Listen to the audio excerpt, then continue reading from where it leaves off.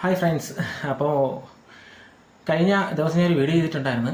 വളരെ സത്യസന്ധമായിട്ട് ഞാൻ പരീക്ഷിച്ചും അന്വേഷിച്ചൊക്കെ കണ്ടുപിടിച്ച കുറച്ച് കാര്യങ്ങൾ വളരെ സത്യസന്ധമായിട്ട് ഞാൻ വീഡിയോ ഇട്ടു. പക്ഷെ അത് കുറച്ച് ആൾക്കാർ നല്ല രീതിയായിട്ടും കുറച്ച് ആൾക്കാർ മോശം രീതിയായിട്ടും ആണ് എടുത്തത്. അപ്പം അതിന് വേണ്ടിയിട്ടുള്ള ഒരു വീഡിയോ ആണ് ഞാനിപ്പോൾ ചെയ്യുന്നത്. അതിൽ ആദ്യം ആ ഒരു വീഡിയോ ബാധിച്ചത് നമ്മുടെ നാട്ടിലെ ടെക്നീഷ്യന്മാർക്ക് തന്നെയാണ്. കാര്യം എന്ന് വെച്ച് കഴിഞ്ഞാൽ ഞാൻ ആ ഒരു വീഡിയോയിൽ ഇട്ട കോൺസെപ്റ്റ് എന്ന് വെച്ച് കഴിഞ്ഞാൽ ഒരു 20,000 രൂപയ്ക്ക് മുകളിലോട്ട് അല്ലെങ്കിൽ 30,000 രൂപയ്ക്ക് മുകളിലോട്ടും ഒരു 1,00,000 താഴോട്ടും ഉള്ള ഒരു വർക്ക് നമ്മൾ ഹോം തിയേറ്റർ ചെയ്യുമ്പോൾ അല്ലെങ്കിൽ ഒരു ആംപ്ലിഫയർ അസംബ്ലിങ് ചെയ്യുന്ന സമയത്ത് ബ്രാൻഡഡ് ആണോ അല്ലെങ്കിൽ അസംബിൾഡ് ആണോ നല്ലത് എന്നുള്ളതായിരുന്നു എൻ്റെ വിഷയം. അവിടുത്തെ വിഷയം അതായിരുന്നു. ആ വിഷയം ഞാൻ ചെയ്യുന്നതിനുള്ള പ്രധാന കാരണം എന്ന് വെച്ച് കഴിഞ്ഞാൽ എൻ്റെ തന്നെ സബ്സ്ക്രൈബേഴ്സും എൻ്റെ തന്നെ ഫോളോവേഴ്സും കുറേ പേര് എൻ്റെ അടുത്ത് ചോദിച്ചതിൻ്റെ അടിസ്ഥാനത്തിലാണ് ഞാൻ ആ വീഡിയോ ചെയ്തത്. അപ്പോൾ അങ്ങനെ ഒരു വീഡിയോ നിങ്ങൾക്ക് ചെയ്യാമോ എന്ന് ചോദിച്ചതിൻ്റെ അടിസ്ഥാനത്തിലാണ് ഞാൻ ആ വീഡിയോ ചെയ്തത്. കാര്യം എൻ്റെ സബ്സ്ക്രൈബേഴ്സും എൻ്റെ ഫോളോവേഴ്സും പറയുന്ന വീഡിയോ എന്താണോ അത് ചെയ്യുക എന്നുള്ളതാണ് എൻ്റെ ജോലി. ഞാൻ ഒരുപാട് ആൾക്കാരുടെ ബോർഡുകളുടെയും സ്പീക്കേഴ്സിൻ്റെയൊക്കെ വീഡിയോസ് ചെയ്യുന്നുണ്ട്, റിവ്യൂ ചെയ്യുന്നുണ്ട്, ഓരോ കടകൾ പരിചയപ്പെടുത്തുന്നുണ്ട്. അവരുടെ ആരുടെയെങ്കിലും കയ്യിൽ നിന്നും ഒരു രൂപ ഞാൻ വാങ്ങിയിട്ടുണ്ടെന്ന് അവർ പറഞ്ഞ അന്ന് ഞാൻ ഈ പരിപാടി നിർത്തും. ഈ യൂട്യൂബിൽ വീഡിയോ ഇടുന്ന ഈ പരിപാടി ഞാൻ നിർത്തും. അപ്പോൾ എൻ്റെ ഒരു സ്റ്റഡിയുടെ അടിസ്ഥാനത്തിൽ എനിക്ക് മനസ്സിലായ കാര്യങ്ങൾ ഞാനത് തുറന്നു പറഞ്ഞു, സത്യസന്ധമായിട്ട് തുറന്നു പറഞ്ഞു. അപ്പം അത് നമ്മുടെ നാട്ടിലെ ഒരുപാട് ടെക്നീഷ്യന്മാർക്ക് അതൊരു വിഷയമായിട്ട് മാറി. അതിൽ എല്ലാ പേരും എൻ്റെ അടുത്ത് പ്രതികരിച്ചിട്ടില്ല. ഒരു 2-3 പേര് എൻ്റെ അടുത്ത് പ്രതികരിച്ചിട്ടുണ്ട്. അപ്പം അതിൽ 1-2 ആൾക്കാർ മോശമായിട്ട് പെരുമാറി. അത് ഇപ്പോൾ യൂട്യൂബിൽ വീഡിയോ ഇടുന്ന പലർക്കും ഞാൻ ഇതിനു മുമ്പേ നേരിട്ടിട്ടുള്ള ചെറിയ പ്രശ്നങ്ങളാണ് ഇതുപോലത്തെ ഇഷ്യൂ, അവരുടെ ഒരു മാനസിക സംഘർഷം. ഇനി വിഷയത്തിലേക്ക് വരാം. ഒരു ബ്രാൻഡഡ് AVR പോലെയുള്ള ഒരു സിസ്റ്റം അതിന് ഒരുപാട് പ്രശ്നങ്ങൾ വരാനുള്ള സാധ്യത വളരെ കൂടുതലാണ്. ചെറിയ ചെറിയ ചിപ്പുകളാണ് അതിനകത്ത് ഉപയോഗിച്ചിട്ടുള്ളത്. അപ്പോൾ ഇനി അതിനകത്ത് HDMI കാർഡുകളൊക്കെ പ്രശ്നം വരുന്നുണ്ട്. അപ്പം അതൊക്കെ നമ്മുടെ വീട്ടിലെ പ്രശ്നമാണ്. നമ്മുടെ വീട്ടിലെ എർത്ത് കറക്റ്റ് അല്ലെന്നുണ്ടെങ്കിൽ ഈ ഒരു പ്രശ്നം വരാനുള്ള ചാൻസ് ഉണ്ട്. ഇനി മഴ പെയ്യുന്ന സമയത്ത് നമ്മൾ ഈ AVR ഒക്കെ വാങ്ങി വീട്ടിൽ വെച്ചിട്ട് ഫ്ലഗിൽ കുത്തി തന്നെ ആയിരിക്കും എപ്പോഴും വെച്ചിരിക്കുന്നത്. ഇത് ഇളക്കി മാറ്റുന്നില്ല. അപ്പോൾ മഴ പെയ്യുന്ന സമയത്ത് ഇടിമിന്നൽ വെട്ടുന്ന സമയത്തൊക്കെ ഇതിൻ്റെ ചിപ്പുകൾ കംപ്ലൈൻ്റ് ആയി പോകാനുള്ള സാധ്യത വളരെ കൂടുതലാണ്. ഇതിനകത്ത് പൊടി അടിച്ച് കയറിയിട്ട് ചിപ്പുകളുടെ കാലുകൾക്കിടയിൽ ഈ പൊടിയിരിക്കുന്ന സമയത്തും എന്തുകൊണ്ടും പൊടി ഭയങ്കര പ്രശ്നമായിട്ടൊരു സംഭവമാണ്. അപ്പം അവിടെ ചെറിയ നനവോ അങ്ങനെ എന്തെങ്കിലും ഒരു പ്രശ്നം പറ്റിയാൽ ഉറപ്പായിട്ട് AVR കംപ്ലൈൻ്റ് ആവും. ഇത് AVRന് പൊതുവേ ഉള്ള കംപ്ലൈൻറ്റ് തന്നെയാണ്. ഇനി അത് AVR അല്ല, നമ്മൾ അസംബ്ലിങ് ചെയ്ത് വയ്ക്കുന്ന ആംപ്ലിഫയറുകൾക്കും ഇതേ പ്രശ്നങ്ങൾ സംഭവിക്കാറുണ്ട്. അതിൽ നമുക്ക് അസംബ്ലിങ് ചെയ്യുന്ന ആംപ്ലിഫയർ വളരെ ഈസിയായിട്ട് നമുക്ക് നന്നാക്കി എടുക്കാൻ പറ്റും, ഒക്കെയാണ്, നന്നാക്കി എടുക്കാൻ പറ്റും. പക്ഷേ ഈ AVR എന്ന് പറഞ്ഞ സാധനം നന്നാക്കി എടുക്കാൻ കുറച്ച് ബുദ്ധിമുട്ടാണ്. അതുകൊണ്ട് തന്നെ നമ്മൾ അത്രയും ക്യാഷ് മുടക്കി വാങ്ങിച്ചാൽ അത്രയും നല്ല രീതിയിൽ നമ്മളത് സൂക്ഷിക്കണം എന്നുള്ളത് നമ്മളെ തന്നെ ചുമതലയാണ്. ഇനി നമ്മുടെ ടെക്നീഷ്യൻ ചേട്ടന്മാരുടെ അടുത്ത് എനിക്ക് പറയാനുള്ളൊരു കാര്യം, എൻ്റെ ഒരു വീഡിയോ കാരണം നിങ്ങളുടെ ഒരു വർക്ക് ഒരിക്കലും പോകില്ല അല്ലെങ്കിൽ നഷ്ടപ്പെടില്ല എന്നാണ് എനിക്ക് പറയാനുള്ളത്. കാര്യം നിങ്ങൾ ചെയ്യുന്ന വർക്ക് വളരെ കൃത്യമാണ്. നിങ്ങൾ ചെയ്യുന്ന വർക്കിന് സത്യസന്ധത ഉണ്ടെന്നുണ്ടെങ്കിൽ ആ ഉറപ്പ് നിങ്ങൾക്കുണ്ടെങ്കിൽ എൻ്റെ വീഡിയോ നിങ്ങൾക്കൊരു പ്രശ്നമേ അല്ല. സത്യം, ആ ഒരു വീഡിയോ കാരണം നിങ്ങൾക്ക് ഒരു പ്രശ്നവും ഉണ്ടാകാൻ പോകുന്നില്ല. കാര്യം അത് എൻ്റെ സബ്സ്ക്രൈബേഴ്സ് ചോദിച്ചതിൻ്റെ മറുപടിയാണ് ഞാൻ ആ ഒരു വീഡിയോ എഡിറ്റ് ചെയ്തിട്ടിരിക്കുന്നത്. അപ്പം അതുകൊണ്ട് തന്നെയാണ് ഞാൻ ഇത്രയും ഉറപ്പായിട്ട് പറഞ്ഞത്. നിങ്ങൾ ചെയ്യുന്ന കാര്യം വളരെ പെർഫെക്റ്റ് ആണ്. അതിൽ നിങ്ങൾക്കൊരു ഇഷ്യൂ തോന്നിയില്ല എന്നുണ്ടെങ്കിൽ അത് നിങ്ങളെ ബാധിക്കുന്നൊരു വീഡിയോ അല്ല. നിങ്ങൾ ചെയ്യുന്ന വർക്ക് നിങ്ങൾ കൃത്യമായിട്ട് ചെയ്യുക, അത് നിങ്ങൾക്ക് തന്നെയാണ് നല്ലത്. അല്ലാതെ അങ്ങനെ ഒരു വീഡിയോ ചെയ്തു എന്ന് പറഞ്ഞിട്ട് ഈ കാണുന്ന ടെക്നീഷ്യൻ ചേട്ടന്മാർക്ക് ആർക്കും തന്നെ ഒരു പ്രശ്നവും അല്ല എന്നുള്ളത് നിങ്ങൾക്കറിയാം. ഇനി പ്രശ്നം വരാൻ പോകുന്നത് ആർക്കാണെന്ന് വെച്ച് കഴിഞ്ഞാൽ ഞാൻ ഉൾപ്പെടെ ഉള്ള അല്ലെങ്കിൽ എന്നെപ്പോലുള്ള യൂട്യൂബേഴ്സ് ചെയ്യുന്ന വീഡിയോ കണ്ട് ആംപ്ലിഫയർ ചെയ്യുന്ന ചേട്ടന്മാരുണ്ട്. അപ്പം അവർ എന്നെ പലപ്പോഴും വിളിക്കാറുണ്ട്. കാര്യം അവർ വിളിച്ചിട്ട് എൻ്റെ അടുത്ത് ചോദിക്കുന്ന ആ ഹമ്മിങ് മാറുന്നില്ല, ഇവിടെ ഇങ്ങനത്തെ പ്രശ്നമുണ്ട്, ഈ ട്രാൻസിസ്റ്റർ ഇങ്ങനെ കഴിഞ്ഞു പോയി, അതെന്തുകൊണ്ടായിരിക്കും. അപ്പം ഞാൻ തിരിച്ച് ചോദ്യം ചോദിക്കും. കാര്യം എനിക്കറിയണമല്ലോ അതെന്താണെന്നുള്ളത്. തിരിച്ച് ചോദിക്കുമ്പോൾ നിങ്ങൾ എങ്ങനെയാണ് ചെയ്തത്? അത് ഞാൻ ബ്രിഡ്ജ് ചെയ്ത ബോർഡാണ്. അതിൽ എത്ര ഓംസ് സ്പീക്കർ കൊടുത്തു? അത് 4 ഓംസ് സ്പീക്കർ എത്ര എണ്ണം കൊടുത്തു? 2 എണ്ണം കൊടുത്തു? എങ്ങനെ കൊടുത്തു? 2 ഓംസ് ആയിട്ട് കൊടുത്തു. അപ്പോൾ എന്ത് ചെയ്യും? ആംപ്ലിഫയർ എന്തായാലും കത്തിപ്പോവും. അപ്പം അങ്ങനെയുള്ള ചില അബദ്ധങ്ങൾ അവരവിടെ കാണിക്കുന്നുണ്ട്. അപ്പോൾ കാണിച്ചിട്ട് ഈ ആംപ്ലിഫയർ കത്തിപ്പോവും. അപ്പോൾ അവർ തന്നെ പറയുന്നുണ്ട്, ചേട്ടാ ഞാൻ യൂട്യൂബിലെ വീഡിയോ കണ്ടിട്ടാണ് ആംപ്ലിഫയർ ചെയ്ത് കൊടുക്കുന്നത്, അപ്പോൾ എനിക്കതിനോട് ക്രൈസാണ്, അതുകൊണ്ടാണ് ഞാനിത് ചെയ്തു കൊടുക്കുന്നത് എന്നുള്ളത്.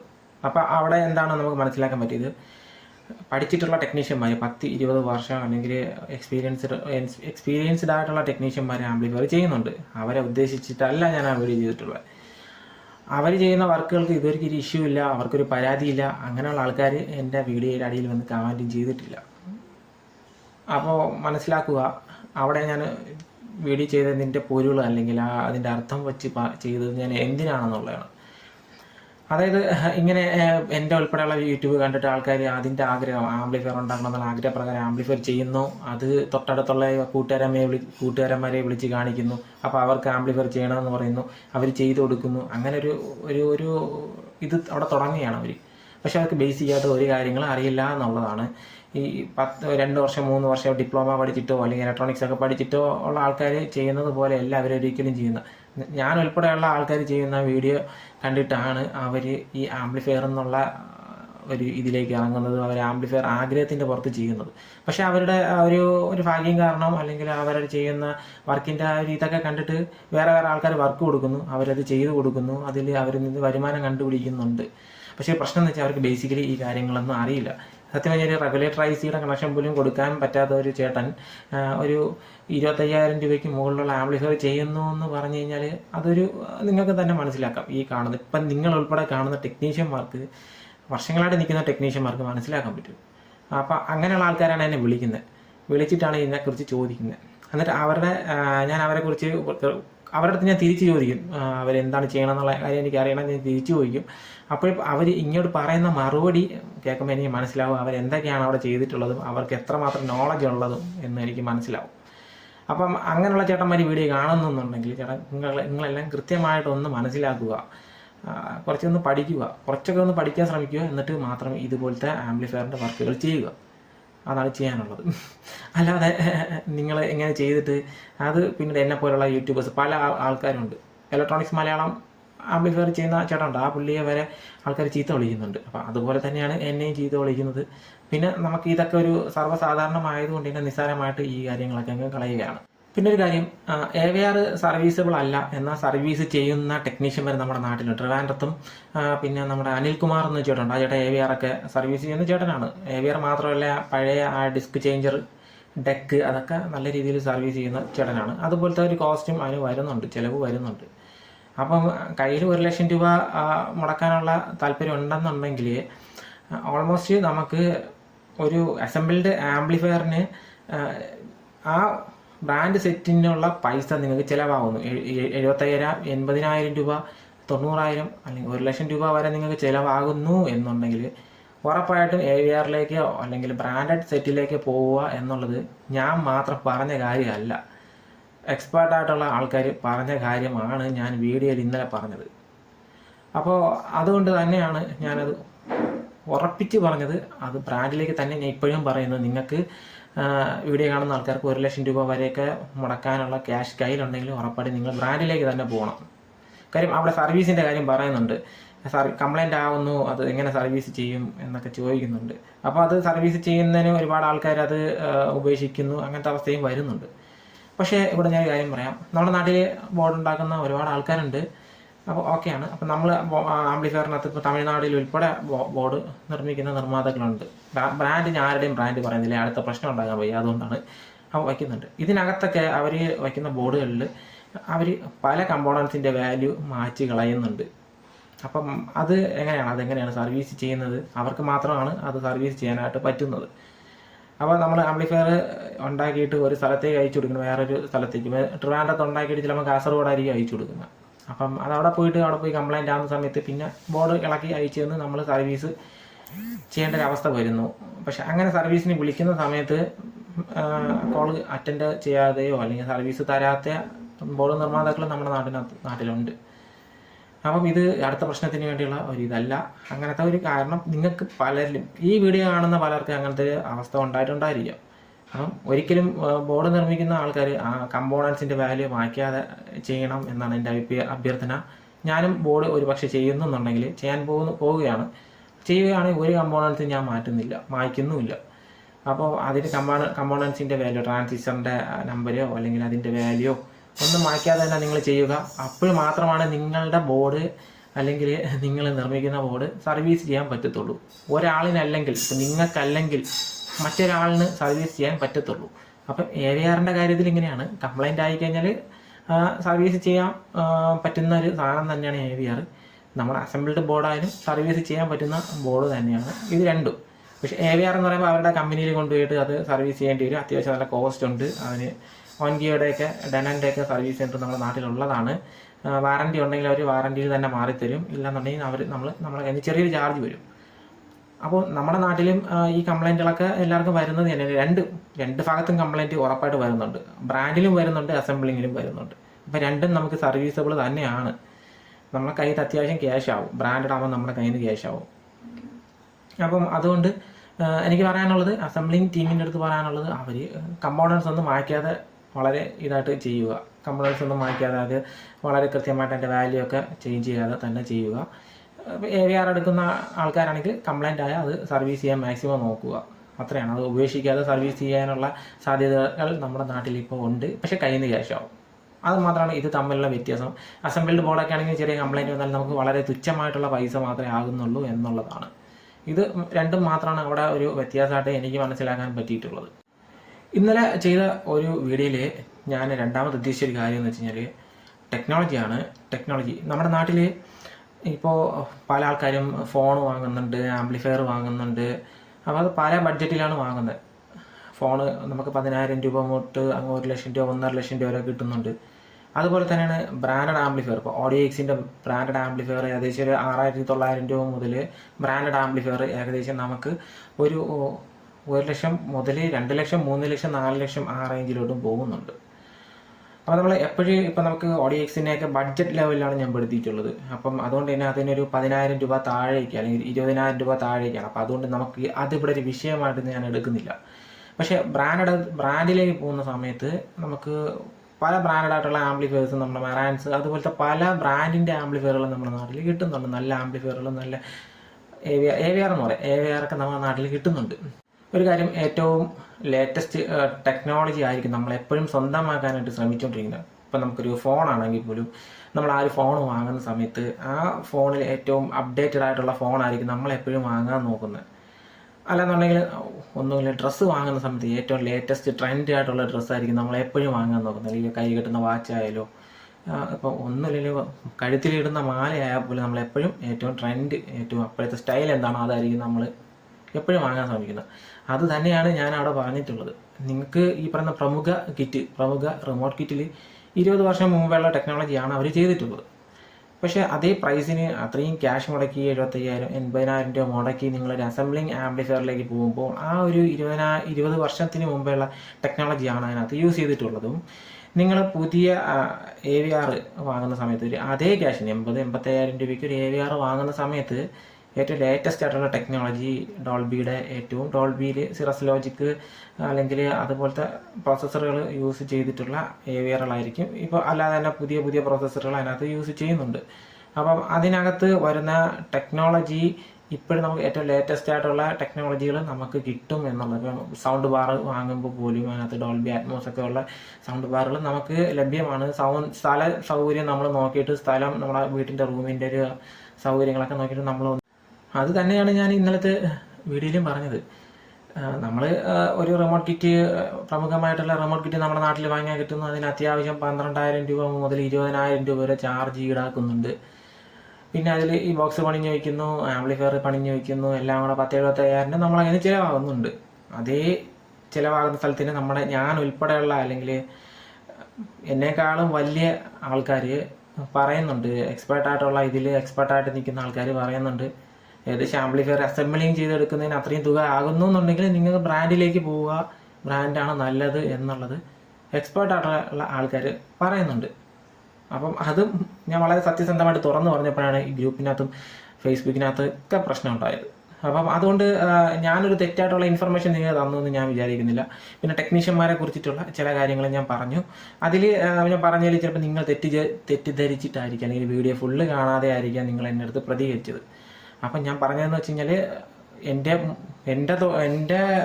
വീഡിയോ മുതൽ പല ആൾക്കാരുടെയും വീഡിയോ കണ്ടിട്ട് ആംപ്ലിഫയറിങ് അസംബ്ലിങ്ങിൽ പെട്ടെന്നൊരു ദിവസം ചാടി വന്ന് ചെയ്ത ആൾക്കാരുണ്ട്. കൈ കിട്ടുന്ന ബോർഡ് വാങ്ങി ആംപ്ലിഫയർ ചെയ്ത് പാട്ട് പാടിച്ച ആൾക്കാരുണ്ട്. അവരത് പാട്ട് പാടിച്ചത് കണ്ട് വേറെ ആൾക്കാർക്ക് ചെയ്ത് കൊടുക്കുമ്പോൾ ചോദിച്ചിട്ട് അവർക്ക് ചെയ്ത് കൊടുത്ത് ആംപ്ലിഫയറിലേക്ക് തിരിഞ്ഞ്. പക്ഷേ അവരുടെ ഒരു കാര്യം രസമെന്ന് വെച്ച് കഴിഞ്ഞാൽ അവർ വിളിക്കുന്ന നമ്പർ എടുത്തിട്ട് ഫേസ്ബുക്കിൽ സെർച്ച് ചെയ്യുമ്പോൾ ഒരു അക്കൗണ്ട് കിട്ടും. ആ അക്കൗണ്ടിൽ നോക്കുമ്പോൾ നമുക്ക് മനസ്സിലാവും അവർ ചെയ്യുന്ന ആംപ്ലിഫയറിൻ്റെ ഒരു പ്രൈസ് റേഞ്ച് എന്ന് പറഞ്ഞൊരു 10, 30,000, 40,000 രൂപയൊക്കെ വരെയുള്ള പ്രൈസ് റേഞ്ചിലായിരിക്കും അവർ ചെയ്യുന്നത്. പക്ഷേ അവർക്ക് ബേസിക്കലായിട്ട് ഒന്നും അറിയില്ല എന്നുള്ളതാണ്. ഈ നമ്മൾ പലരും ചെയ്യുന്ന, ഞാൻ ഉൾപ്പെടെയുള്ള അല്ലെങ്കിൽ എന്നെപ്പോലത്തെ യൂട്യൂബർ വീഡിയോ കാണുന്നുണ്ടായിരിക്കും. ആ പുള്ളി ചെയ്യുന്ന വീഡിയോയുടെ ഫുള്ള് കണ്ട് കുത്തിയിരുന്ന് 2-3 പ്രാവശ്യം കണ്ടിട്ട് അതുപോലെ ആംപ്ലിഫയർ ചെയ്യുന്ന ടീംസാണ് ഇത് ചെയ്തു കൊടുക്കണം. അത് അല്ലാതെ ഒരിക്കലും ഞാൻ 20 വർഷവും 30 വർഷമൊക്കെ പഴക്കമുള്ള ടെക്നീഷ്യനെയോ പഠിച്ചിട്ടുള്ള ഡിപ്ലോമ എഞ്ചിനീയറിംഗ് ഒക്കെ പഠിച്ചിട്ടുള്ള ഇലക്ട്രോണിക്സ് പഠിച്ചിട്ടുള്ള ടെക്നീഷ്യന്മാരെയോ ഉദ്ദേശിച്ചിട്ടല്ല ഞാൻ ആ വീഡിയോ ചെയ്തിട്ടുള്ളത്. അത് ഒന്നാമത്തേരം അത് നിങ്ങൾ മനസ്സിലാക്കുക എന്നുള്ളതാണ്. അത് കഴിഞ്ഞിട്ട് നിങ്ങൾക്ക് ഈ ഒരു വീഡിയോയുടെ അടിയിൽ വന്ന് പ്രതികരിക്കാം. പിന്നെ ഈ ഒരു വീഡിയോ ഇപ്പോൾ കണ്ടുകൊണ്ടിരിക്കുന്ന സാധാരണക്കാരായ ആംപ്ലിഫയർ ചെയ്യാൻ ഉദ്ദേശിക്കുന്ന ആൾക്കാർ കാണുന്നുണ്ടെങ്കിൽ എനിക്ക് അവരുടെ അടുത്ത് പറയാനുള്ളത്, നിങ്ങൾ ചെയ്യുന്ന ആംപ്ലിഫയർ നിങ്ങൾക്ക് നിങ്ങളുടെ ഇഷ്ടമുള്ള ടെക്നീഷ്യനെ കൊണ്ട് ചെയ്യിപ്പിക്കാം. പക്ഷേ ആ ടെക്നീഷ്യൻ നല്ല രീതിയിൽ ചെയ്യുന്ന ടെക്നീഷ്യൻ ആണോ എന്നുള്ളത് നിങ്ങൾ അന്വേഷിച്ച് ഉറപ്പ് വരുത്തുക എന്നുള്ളതാണ്. അതിനുശേഷം മാത്രം അവരെ ഏൽപ്പിക്കുക. അത് നിങ്ങളുടെ ഉത്തരവാദിത്വമാണ്. കൂടാതെ തന്നെ നമ്മുടെ നാട്ടിൽ നല്ല ആംപ്ലിഫയർ ഉണ്ടാക്കുന്ന ആൾക്കാരുണ്ട്. എനിക്കറിയാവുന്ന 2-3 ആൾക്കാരുടെ പേര് ഞാൻ പറയാം. ഒന്ന് SD ഓഡിയോ ടെക്, സിയാദ് ചേട്ടൻ. പിന്നെ ഉള്ളതെന്ന് വെച്ച് കഴിഞ്ഞാൽ പ്രിൻസ് ചേട്ടൻ, DTech. ആ ചേട്ടൻ ആംപ്ലിഫയർ ചെയ്ത് കൊടുക്കുന്നുണ്ട്. സർക്യൂട്ടിനെ കുറിച്ചൊക്കെ നല്ല രീതിയിൽ അറിവുള്ള ചേട്ടനാണ്. ബോർഡൊക്കെ നിർമ്മിക്കുന്ന ചേട്ടനാണ്. പിന്നെ ഉള്ളത് വിപിൻ PCLR, വിപിൻ ചേട്ടൻ. ആ ചേട്ടന് നല്ല രീതിയിൽ ആംപ്ലിഫയർ ബോർഡിൽ ചെയ്ത് കൊടുക്കുന്നുണ്ട്. നല്ല രീതിയിൽ ആംപ്ലിഫയർ അസംബ്ലിങ് ചെയ്യുന്നുണ്ട്. അജി മീനു അല്ലി, ഫേസ്ബുക്കിലെ പേരാണ് അജി മീനു അല്ലി. നിങ്ങൾ സെർച്ച് ചെയ്താൽ കിട്ടും. ആ ചേട്ടന് നല്ല രീതിയിൽ ആംപ്ലിഫയർ ചെയ്ത് കൊടുക്കുന്നതാണ്. പിന്നെയുള്ള പ്രവീൺ ചേട്ടന് നല്ല രീതിയിൽ ആംപ്ലിഫയർ ചെയ്ത് കൊടുക്കുന്ന ആളാണ്. പിന്നെയുള്ള ജിബു ചേട്ടൻ എറണാകുളം ബേസ്ഡ് ആണ്. ജിബു ചേട്ടൻ നല്ല രീതിയിൽ ആംപ്ലിഫയർ ചെയ്ത് കൊടുക്കുന്നുണ്ട്. ഫറൂഖ് റഹീം ചേട്ടൻ, ആ ചേട്ടന് നല്ല രീതിയിൽ ആംപ്ലിഫയർ ചെയ്ത് കൊടുക്കുന്നുണ്ട്. പിന്നെ ട്രിവാൻഡ്രത്തെ മനോജ് ചേട്ടന് നല്ല രീതിയിൽ ആംപ്ലിഫയർ ചെയ്ത് കൊടുക്കുന്ന എനിക്കറിയാവുന്ന കുറച്ച് ആൾക്കാരാണ്. ഇതിൽ ഞാനിനി ആരെങ്കിലും പേര് വിട്ടുപോയിട്ടുണ്ടെങ്കിൽ ക്ഷമിക്കുക. അപ്പോൾ എനിക്കറിയാവുന്ന കുറച്ച് നല്ല ആംപ്ലിഫയർ നല്ല രീതിയിൽ അറിവുള്ള ടെക്നീഷ്യന്മാരുടെ പേരാണ് ഞാൻ പറഞ്ഞത്. പിന്നെ ഹോം തിയേറ്റർ ചെയ്യുന്ന ആൾക്കാരും ഉണ്ട്. ഉണ്ണിച്ചേട്ടനൊക്കെ നല്ല രീതിയിൽ ഹോം തിയേറ്റർ ചെയ്ത് കൊടുക്കുന്ന ആൾക്കാർ, നല്ല പരിചയമുള്ളതും പരിചയസമ്പന്നമായിട്ടുള്ള ആൾക്കാരൊക്കെയാണ്. ഈ പറയുന്ന ഉണ്ണിച്ചേട്ടനൊക്കെ നല്ല രീതിയിൽ ആംപ്ലിഫയർ ഹോം തിയേറ്റർ വർക്കുകളൊക്കെ ചെയ്ത് കൊടുക്കുന്ന ആൾക്കാരാണ്. അപ്പം നിങ്ങൾക്ക് അവരെയൊക്കെ കോൺടാക്ട് ചെയ്യാം. ഞാൻ ഒരിക്കലും അവരെ കുറ്റം പറയുകയോ ഒന്നും ചെയ്തിട്ടില്ല. നിങ്ങൾക്ക് അവരെല്ലാം കോൺടാക്ട് ചെയ്യാം. നല്ല രീതിയിൽ വർക്ക് ചെയ്യുന്ന ആൾക്കാരൊക്കെ തന്നെയാണ്. പിന്നെ നല്ല സ്പീക്കേഴ്സ്, ഒറിജിനൽ സ്പീക്കേഴ്സ് വാങ്ങുന്ന കട SM ഇലക്ട്രോണിക്സ് എൻ്റെ പരിചയത്തിലുള്ള കടയാണ്. അപ്പം SM ഇലക്ട്രോണിക്സ് നല്ല ഒറിജിനൽ JBL, പയനിയർ പോലെയുള്ള സ്പീക്കേഴ്സ് നിങ്ങൾക്ക് വാങ്ങാൻ പറ്റിയൊരു കടയാണ് SM ഇലക്ട്രോണിക്സ്. പിന്നെ അത്യാവശ്യം നല്ല കമ്പോണൻസ് വാങ്ങാൻ കിട്ടുന്ന കട പവർ, ട്രിവാൻഡ്രത്തെ പവർ, രോഹിണി ഇലക്ട്രോണിക്സ്, ടെലിമാറ്റിക്സ്. പിന്നെ അത്യാവശ്യം നല്ല ക്വാളിറ്റിയുള്ള ബോർഡുകൾ വാങ്ങാൻ കിട്ടുന്ന, ഒരല്പം വില കൂടുതലാണെങ്കിൽ പോലും നല്ല കടയാണ്. AB ഇലക്ട്രോണിക്സിൻ്റെ സർക്യൂട്ടൊക്കെ നല്ലതാണ്. നിങ്ങൾക്ക് അവിടെ നിന്ന് ബോർഡുകൾ വാങ്ങിക്കാം. Universal audio, DTech, SD audio tech, VA audio, പിന്നെ സൗണ്ട്രോണ്, ഇവരൊക്കെ അത്യാവശ്യം നല്ല ബോർഡുകൾ നിർമ്മിക്കുന്ന ആൾക്കാരാണ്. അപ്പം നിങ്ങൾക്ക് സാധാരണ പ്രേക്ഷകരുടെ അടുത്താണ് ഞാൻ പറയുന്നത്. നിങ്ങൾക്ക് വാങ്ങിക്കാൻ പറ്റുന്ന ആൾക്കാരും ആംപ്ലിഫയർ ചെയ്യാൻ പറ്റുന്ന ആൾക്കാരാണ് ഇവരൊക്കെ. ഞാൻ പറയാൻ വിട്ടുപോയിട്ടുള്ള ആരെങ്കിലും ഉണ്ടെങ്കിൽ നിങ്ങൾ ക്ഷമിക്കുക. അല്ലെങ്കിൽ അങ്ങനെയുള്ള ഒരാൾ ഈ വീഡിയോ കാണുന്നുണ്ടെങ്കിൽ നിങ്ങൾ ക്ഷമിക്കുക.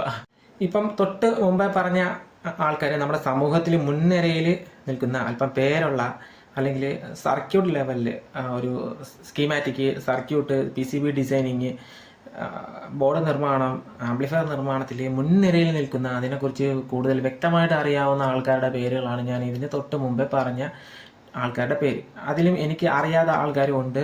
അപ്പോൾ അത് നിങ്ങൾ കണ്ടുപിടിക്കുക, നിങ്ങൾക്ക് അന്വേഷിക്കുക. അപ്പം നിങ്ങൾക്ക് മനസ്സിലാകും. അങ്ങനെയുള്ള ആൾക്കാരെ കണ്ടെത്തി നിങ്ങൾ ചെയ്യിക്കുക. എനിക്ക് അറിയാവുന്നതും മുൻനിരയിൽ നിൽക്കുന്നതുമായിട്ടുള്ള ഫേമസ് ആയിട്ടുള്ള ആൾക്കാരുടെ പേരാണ് ഞാൻ പറഞ്ഞത്. അപ്പോൾ അവരെയൊക്കെ വിട്ടിട്ട് നിങ്ങൾ ആംപ്ലിഫയർ ചെയ്യിക്കുകയാണെന്നുണ്ടെങ്കിൽ ഉറപ്പായിട്ടും നിങ്ങളുടെ ആംപ്ലിഫയർ പിന്നീട് എന്തെങ്കിലും ഒരു കംപ്ലയിൻറ്റ് വരുന്നുണ്ടെങ്കിൽ നിങ്ങൾക്ക് ഉറപ്പായിട്ട് അവരത് നന്നാക്കി തരും, സർവീസ് ചെയ്ത് തരും. അങ്ങനെ ഉറപ്പുള്ള ആൾക്കാരുടെ പേരുകളാണ് ഞാൻ നിങ്ങളടുത്ത് പറഞ്ഞത്. അപ്പോൾ നിങ്ങളുടെ ഇത്രയും ക്യാഷ് ചിലവാക്കി നിങ്ങൾക്ക് എന്തെങ്കിലും പ്രശ്നം പറ്റിയെന്നുണ്ടെങ്കിൽ നിങ്ങൾക്കത് അവർ വളരെ കൃത്യമായിട്ടും അത് നന്നാക്കി തരും. കാര്യം എന്ന് വെച്ച് കഴിഞ്ഞാൽ അവർ ചെയ്ത ആംപ്ലിഫയറിൻ്റെ ബോർഡുകളാണ്. അപ്പോൾ എന്തെങ്കിലും പ്രശ്നം വന്നാൽ അവർക്കത് ശരിയാക്കി തരാനുള്ള രീതിയിൽ അവർ പഠിച്ചിട്ടുള്ളവരും ഡിപ്ലോമയും എൻജിനീയറിങ്ങും ഇലക്ട്രോണിക്സ് ഫീൽഡിൽ നിന്ന് ഇത്രയും കാര്യങ്ങളൊക്കെ പഠിച്ച് ഇലക്ട്രോണിക്സ് ഫീൽഡിലൊക്കെ നിന്നിട്ട് ജോലി ചെയ്യുന്നവരും ജോലി ചെയ്തവരൊക്കെയാണ്. അപ്പം അതുകൊണ്ട് തന്നെ അവർക്കത് പെട്ടെന്ന് തന്നെ പരിഹരിക്കാൻ പറ്റും. അപ്പം അത് വളരെ വ്യക്തമായിട്ടുള്ള അത് കൂടാതെ തന്നെ യൂട്യൂബിൽ എൻ്റെ ഉൾപ്പെടെയുള്ള വീഡിയോ കണ്ടിട്ട് പെട്ടെന്നൊരു ദിവസം ആംപ്ലിഫയർ നിർമ്മാണത്തിലേക്ക് വന്നവർക്ക് ചിലപ്പോൾ ഒരു പക്ഷേ നിങ്ങൾക്ക് ആംപ്ലിഫയർ നിർമ്മിച്ച് തരാൻ പറ്റും. പക്ഷെ അവർക്കത് സർവീസ് ചെയ്ത് തരാൻ പറ്റും എന്ന് എനിക്ക് ഒരിക്കലും തോന്നുന്നില്ല. എന്തൊരു പ്രശ്നം പറ്റിയാൽ അത് എവിടെയാണ് കംപ്ലൈൻറ്റ് വന്നതെന്ന് ഡിറ്റക്റ്റ് ചെയ്ത് അത് പരിഹരിക്കുന്നതിന് ചിലപ്പോൾ അവർക്കൊരു പക്ഷേ ബുദ്ധിമുട്ടുണ്ടായിരിക്കാം. അപ്പം അവർ ആ ബോർഡ് തന്നെ എടുത്ത് മാറ്റിയിട്ട് ചിലപ്പോൾ പുതിയ ബോർഡ് വെച്ച് തരാനുള്ള സാധ്യതയൊക്കെ അവിടെ കാണുന്നുണ്ട്. അപ്പം അതുകൊണ്ട് ആണ് ഞാൻ പ്രത്യേകിച്ച് എടുത്ത് പറഞ്ഞത്. അപ്പം ഇനി ഇതൊരു പ്രശ്നമാക്കി നിങ്ങൾ പറയേണ്ട കാര്യം എന്ന് വെച്ചാൽ ഞാൻ അതിൽ ഒരു തെറ്റും പറഞ്ഞിട്ടില്ല. അപ്പോൾ അതുകൊണ്ട് തന്നെ അതിലൊരു പ്രശ്നമാക്കിക്കൊണ്ട് നിങ്ങൾ ഇനി വരണ്ട. ഈ ഒരു വിഷയത്തിൽ എൻ്റെ സബ്സ്ക്രൈബർ ചോദിച്ചതിൻ്റെ അടിസ്ഥാനത്തിൽ വളരെ നിഷ്പക്ഷമായി സത്യസന്ധമായിട്ടുള്ള ഒരു വീഡിയോ ചെയ്തതിനാണ് ഇന്നലെ ഒരു പ്രശ്നം ഉണ്ടായത്. സത്യം എനിക്കതൊരു പ്രശ്നമായിട്ട് എനിക്ക് തോന്നിയിട്ടില്ല. കുറച്ച് ആൾക്കാർ തമ്മിൽ അങ്ങോട്ടും ഇങ്ങോട്ടും ചീത്ത വിളിച്ചു. അപ്പം അവർ തമ്മിൽ ചെറിയ പ്രശ്നങ്ങളുണ്ടായി. അപ്പം അങ്ങനെയുള്ള എന്നെയും ചീത്ത വിളിച്ചിട്ടുണ്ട്, തമ്മിൽ പരസ്പരം വേറെ ആൾക്കാരും ചീത്ത വിളിച്ചിട്ടുണ്ട്. അപ്പം ഞാൻ വളരെ നിഷ്പക്ഷമായും സത്യസന്ധമായിട്ടുള്ള കാര്യങ്ങളാണ് പറഞ്ഞിട്ടുള്ളത്. അപ്പം നമ്മുടെ നാട്ടിലെ പ്രമുഖരായിട്ടുള്ള അല്ലെങ്കിൽ വർക്ക് അറിയാവുന്ന ആൾക്കാരും തന്നെ പ്രതികരിച്ചിട്ടില്ല. കാര്യം ഞാൻ പറഞ്ഞതെല്ലാം കറക്റ്റായിട്ടുള്ള കാര്യമാണെന്നുള്ളത് അവർക്ക് മനസ്സിലായത് കൊണ്ട് തന്നെയാണ് അവരാരും തന്നെ പ്രതികരിക്കാത്തത്. കൂടെ തന്നെ എൻ്റെ യൂട്യൂബ് ചാനൽ എന്ന് പറഞ്ഞു കഴിഞ്ഞാൽ ഈ ഓഡിയോ രംഗമായിട്ട് നോക്കുമ്പോൾ ഏറ്റവും താഴെയാണ് നിൽക്കുന്നത്. 1 ലക്ഷം 2 ലക്ഷം സബ്സ്ക്രൈബേഴ്സൊക്കെ ഉള്ള ടീംസ് വേറെ ഉണ്ട്. പക്ഷേ അവരെ വെച്ച് നോക്കുമ്പോൾ എൻ്റെ യൂട്യൂബ് ചാനൽ ഏറ്റവും താഴെയാണ്.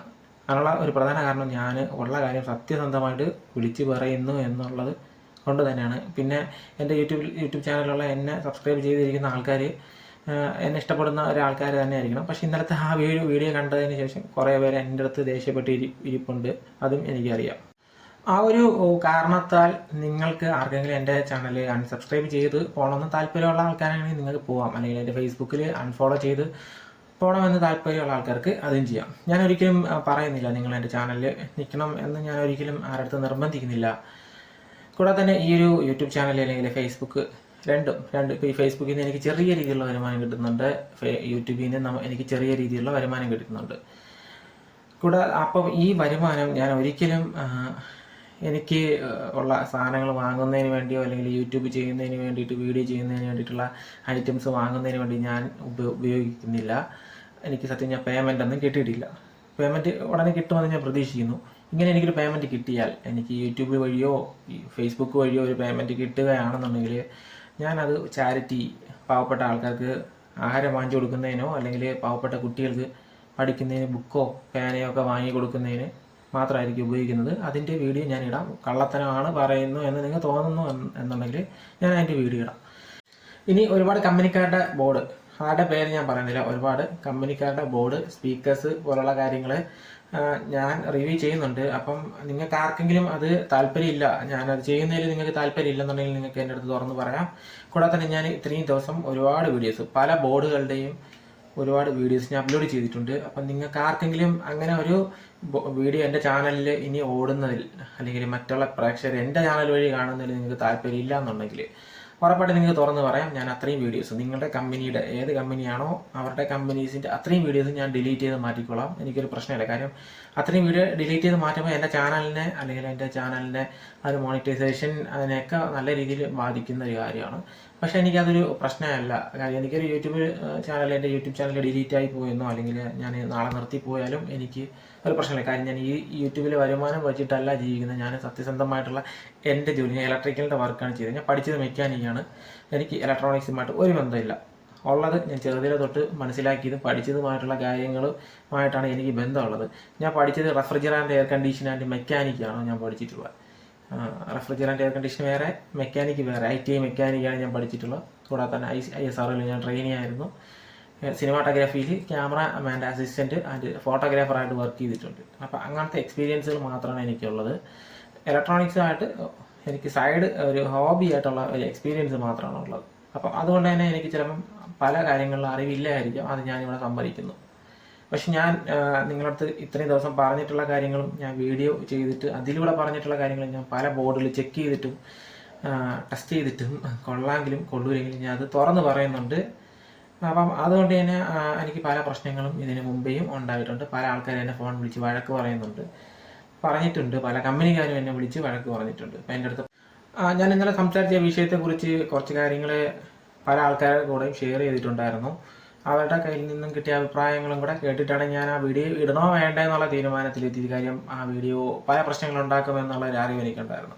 അപ്പോൾ അതിൽ ആദ്യം കുറച്ച് എനിക്ക് മനസ്സിലാക്കാൻ പറ്റുന്ന കാര്യങ്ങൾ സംസാരിച്ച ഒരു വ്യക്തി പിന്നീട് ഈ പ്രശ്നങ്ങൾക്ക് ശേഷം ഉരുണ്ട് മറിഞ്ഞു.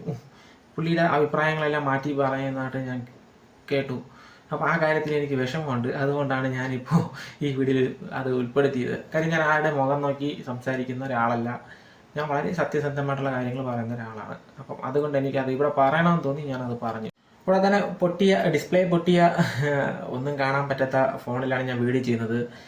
അപ്പോൾ ആ ഫോൺ കൊണ്ടാണ് ഞാൻ നടക്കുന്നത്. അപ്പം ഞാൻ ചില സമയങ്ങളിൽ ടൈപ്പ് ചെയ്യുന്ന സ്പെല്ലിങ്ങിന് ചെറിയ മിസ്റ്റേക്ക് വരുന്നുണ്ട്. അപ്പോൾ എൻ്റെ ഫോണിൽ കാണാൻ പറ്റാത്തത് കൊണ്ടാണ് ആ ഒരു മിസ്റ്റേക്ക് വരുന്നത്. അപ്പോൾ നിങ്ങളെല്ലാവരും ക്ഷമിക്കുക. പിന്നെ വേറെ കാര്യം, ഇപ്പം സമയം രാത്രി 2 മണിയാണ്, 2 മണി കഴിഞ്ഞിപ്പോൾ. അപ്പോൾ ആ ഒരു സമയത്താണ് എനിക്ക് വീഡിയോ എടുക്കാനുള്ളൊരു സമയം കിട്ടുന്നത്. അതുകൊണ്ടാണ് ഞാൻ ആ 2 മണിക്ക് വീഡിയോ എടുക്കുന്നത്. അതും നിങ്ങൾക്ക് വേണ്ടി മാത്രമായിട്ടാണ് ഞാൻ ഈ വീഡിയോ എടുക്കുന്നത്. കാര്യം എനിക്ക് യൂട്യൂബിൽ നിന്ന് പറഞ്ഞല്ലോ, യൂട്യൂബിൽ നിന്ന് കിട്ടുന്ന വരുമാനമൊന്നും എനിക്ക് ഒന്നും ആവുന്നില്ല. എൻ്റെ അത്രയ്ക്കും പ്രാരാബ്ധമുള്ളൊരു മനുഷ്യനാണ് ഞാൻ. എനിക്ക് നിങ്ങളടുത്ത് പറയേണ്ട ആവശ്യമില്ല, എന്നാൽ ഞാൻ ജസ്റ്റ് പറഞ്ഞതേ ഉള്ളൂ. അപ്പോൾ ഇനി ഇത്രയും തന്നെയാണ് എൻ്റെ വീഡിയോ. ഇതിൽ കൂടുതലായിട്ട് ഞാൻ എനിക്കൊന്നും പറയാനില്ല. ഞാൻ ഇന്നലെ അല്ലെങ്കിൽ കഴിഞ്ഞ ദിവസം ചെയ്ത വീഡിയോയിൽ എന്താണ് ഉദ്ദേശിച്ചത് എന്നുള്ളതാണ് ഞാൻ പറയാനായിട്ട് ഈ ഒരു വീഡിയോ ചെയ്തത്. അതിൽ എൻ്റെ കുറച്ച് കാര്യങ്ങളോടെ ഞാൻ നിങ്ങളടുത്ത് പറയേണ്ടി വന്നു, അതിന് ക്ഷമ ചോദിക്കുന്നു. കൂടാതെ തന്നെ ഇനി ഞാൻ ചെയ്യുന്ന ഒരു വീഡിയോകളിലും എൻ്റെ ചാനൽ സബ്സ്ക്രൈബ് ചെയ്യുകയോ ഷെയർ ചെയ്യുകയോ ലൈക്ക് ചെയ്യുകയോ ചെയ്യണമെന്ന് ഞാൻ ഇനി ഒരിക്കലും പറയത്തില്ല. അത് നിങ്ങളുടെ ഇഷ്ടമാണ്. അപ്പോൾ പിന്നെ കൂടാതെ തന്നെ ഞാൻ ആരെ കയ്യിൽ നിന്നും 1 രൂപ പോലും വാങ്ങുന്നില്ല. അത് ഞാൻ വീണ്ടും പറയുന്നു. എന്നെ വിളിച്ചാൽ ഇനി ആരെങ്കിലും എന്നെ വിളിച്ചിട്ട് എൻ്റെ ബോർഡ് റിവ്യൂ ചെയ്യുമോ എന്ന് ഞാൻ ചോദിച്ചു കഴിഞ്ഞാൽ മാത്രമായിരിക്കും ഞാനിനി ബോർഡിൻ്റെ റിവ്യൂ വീഡിയോകൾ ഇടുന്നുള്ളൂ. പിന്നീട് എനിക്ക് യൂട്യൂബ് ചാനൽ നടത്തിക്കൊണ്ടു പോകാനോ അല്ലെങ്കിൽ മുന്നിലോട്ട് പോകാനോ പോയാണെങ്കിൽ ഞാൻ വിഷയം മാറ്റി എനിക്ക് പറ്റുന്ന രീതിയിലുള്ള വീഡിയോസ് ഞാൻ ചെയ്യും എന്നുള്ളതാണ്. അപ്പോൾ ഓക്കെ, ഞാൻ കാരണം ആർക്കെങ്കിലും എന്തൊരു വിഷമം ഉണ്ടെന്നുണ്ടെങ്കിൽ ഞാൻ സോറി ചോദിക്കുകയാണ്. അല്ലാതെ ഇതിൽ കൂടുതൽ എനിക്കൊന്നും ചോദിക്കാൻ പറ്റുന്നില്ല. ഓക്കെ, അപ്പോൾ അടുത്ത വീഡിയോ കാണുന്നവരെ എല്ലാ കൂട്ടുകാർക്കും ബൈ.